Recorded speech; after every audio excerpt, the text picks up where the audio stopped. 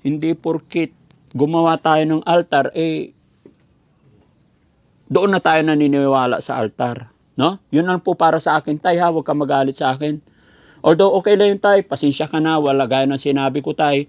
Kasi mula nung nakilala kita, talaga ang dami naming, ang dami nangyari. Alam mo ba, tay, nakaraang araw, buti nga okay na ako. Kasi nalaglag po ako sa bangin. Saan? Diyan sa may bundok, naglalakad ako, natapilok ako. Pero okay lang, okay naman. Buti na lang, hindi nabali daw buto ko. Sino kasama mo noon? Mga kasamahan ko. Buti na nandun Opo, sila. nagpa-albularyo ako, tay. Sabi nila, mayroon daw gustong lumapit sa akin, may umaali-aligid daw sa akin. Ay, baka demonyo siguro sa Satanas. Yan ang paniniwala namin eh. Hindi mo kasi ang Satanas sa amin, Opo. eh, may kapangyarihan din yan. Hindi mo makikita yan. Naniniwala ka sa Satanas, tay? Oo, naniniwala ako. Kasi ang mga Satanas din, may kapangyarihan din yan. Nasa Bible, na ano rin ko sa Bible yan. Yung mga sa kwan, mga kwan, talagang may kapangyarihan din sila. Nagpa-albularyo ako, tay. Oo.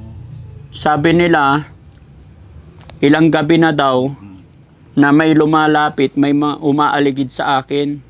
Kaya nga po ako, mapansin mo tayo, hindi ako nagpapawala ng krus sa aking katawan. Yun ang panlaban ko talaga. Pero ngayon lang ako naka-encounter ng mga ganito, tay. Tapos isa pa, sa gabi, nakikita ng mga kasamahan ko doon sa bahay ko, may mga umaali-aligid na paniki. Mayroong malaking paniki na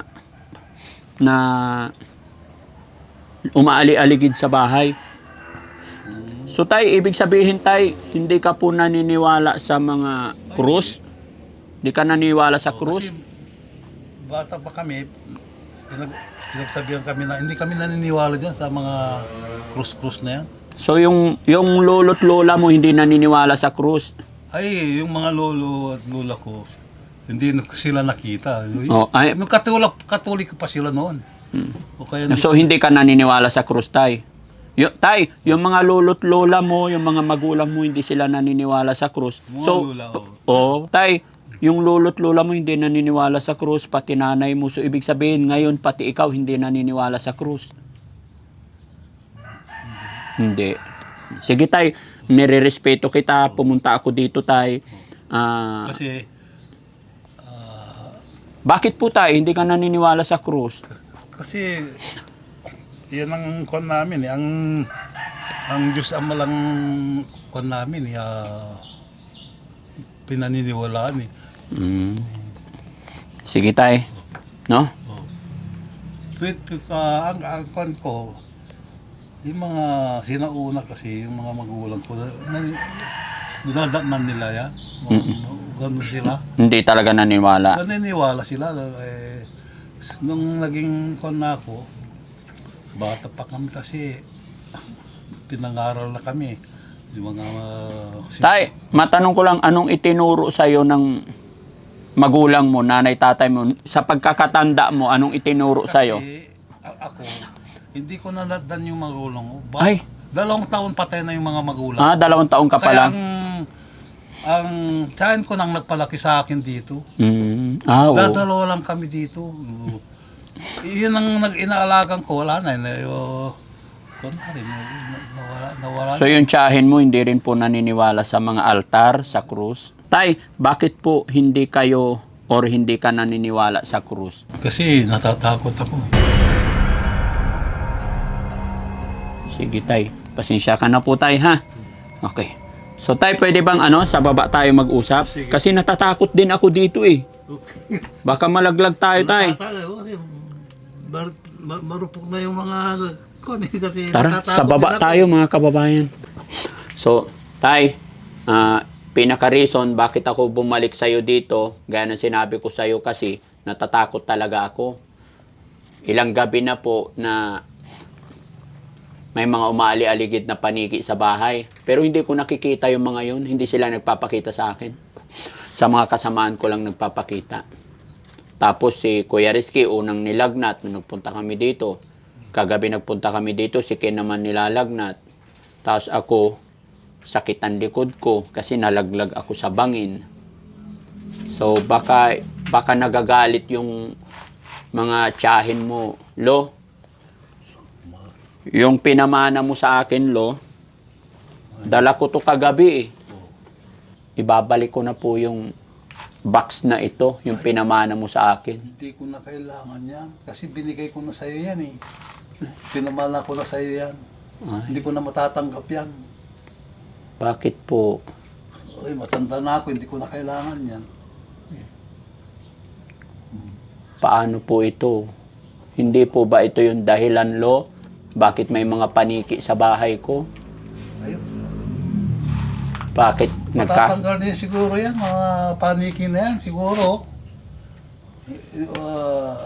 Pinapasyalan ka siguro. Sa umpisa lang yan, masasanay ka rin.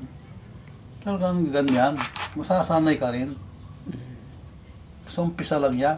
Kasi anak, matanda na ako. Kaya isasalin ko na sa'yo yan. Hindi ko akalain, Tay, na may misteryoso ba talaga to? Hindi ko alam na ganito. Hindi ako makatulog sa gabi, Tay, eh. Ay, kasi yung mga yan, mga kung ano, mga lola ko. Mm-mm. Wala, namatay na sila eh. Ako lang mag-isa rito. Puro namatay. Yung tiyahin ko, lola ko. Wala na. Ako na lang mag-isa dito. Kaya sinasalin mo na, Tay. Kaya isinasalin mo na itong box na to. Oo. Puro namatay na ang mayari. Ikaw, Tay, Hindi kaya... bali, hindi naman siguro kaanin. Yung mga lola ko. Mm. Natatakot ako, Tay, kasi pinamana ng lolo't lola mo, tapos pagkatapos nilang ipamana, namatay na sila. Pero natatakot ako, Tay. Sabi mo, ipinamana sa'yo, tapos namatay sila. Oo. Ipinamana mo sa akin, tapos kailan ka mamamatay? Ewan ko lang. Hindi ko rin alam eh. Anong mangyayari, Tay, pagpatay ka na, tapos sa akin mo to iniwan? Ay, pamana ko na sa'yo yan. Siyempre, Hindi na talaga pwedeng ibalik sa'yo? hindi na. Patay na ako eh. Hindi na pwede ibalik. Kasi hindi ako makapakali, Tay, kung ano-anong nararamdaman ko. Kaya gusto ko sanang ibalik sa'yo. Kung kataas, humingi. Tay, kung sabi mo hindi na pwedeng ibalik sa'yo kasi matanda ka na at gusto mong isalin, ayaw ko ring umabot sa akin to hanggang pagtanda ko, Tay. Pwede bang turo mo sa akin paano mapawalan ng bisa tong mga to?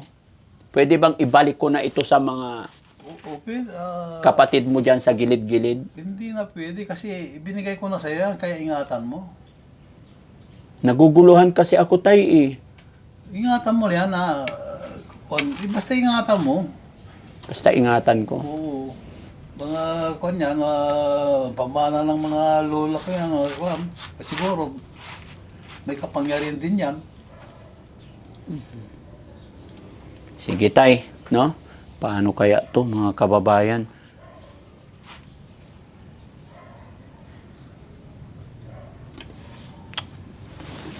Kuya Jesse, sa'yo, ipamana ko na lang to sa'yo ngayon. Pwede ba yon? Bata pa ako eh. Anong bata pa ako? Nay, tay, Oh. kung ipamana ni Daddy Frankie sa akin, paano kung tumanda ako? Ipamana ko rin sa mga anak ko? Mga anak, hindi mo pwedeng salin-salin lang yan. Kung kanino na ibigay, hindi na basta-basta mawala hanggat hindi tumanda. Oo, ganun. Pagka, siyempre, pag matanda ka na, ipamana mo rin sa kwan. Kung matanda ka na, Sa mga anak din. o sa mga anak, mga pamangkin, ganun. Isasama ko na lang kaya sa libingan ko para wala nang makakuha. Nasa sa'yo yan. Oo. Ba't ikaw, Tay, ayaw mong isama sa libingan mo? Kung kailan ako, hindi ko alam kung kailan ka mamatay. Hindi mo alam ang kamatayan mo eh. Hindi ba ito mabigat kasama sa buhay? Hindi mabigat yan. Nasa sa'yo yan. Pag kung mo yan, alagaan mo rin. Aalagaan talaga. Pinapakain din ba to? Oo, kumakain sa gabi. Sa gabi kumakain? Oo, kumakain yan. Sa gabi. Kaya pala tayo, pagpupunta kami rito, kinakalabutan naman ako. Sige tay, sa sunod mag-usap na lang tayo ulit. O sige, may gagawin pa ako eh. O, makakalis na kayo. Oo, o sige tay, no? 3,000, pamalingki mo ulit. Pangkain mo. 1, 2, 3. Salamat, may pangpamalingkin ako. Wala akong makain dito eh. Wala kang makain. Ay kung mag-isa ka lang kumakain tay, matagal na rin yan. Paano pag hindi kita bibigyan tay, saan ka kukuha pagkain mo araw-araw? Pupunta ko sa mas pisang ko sa Tanlaba para hihingi ako ng mga bigas nila. May bigas ka pa naman binigay ako eh. O sige tay, salamat.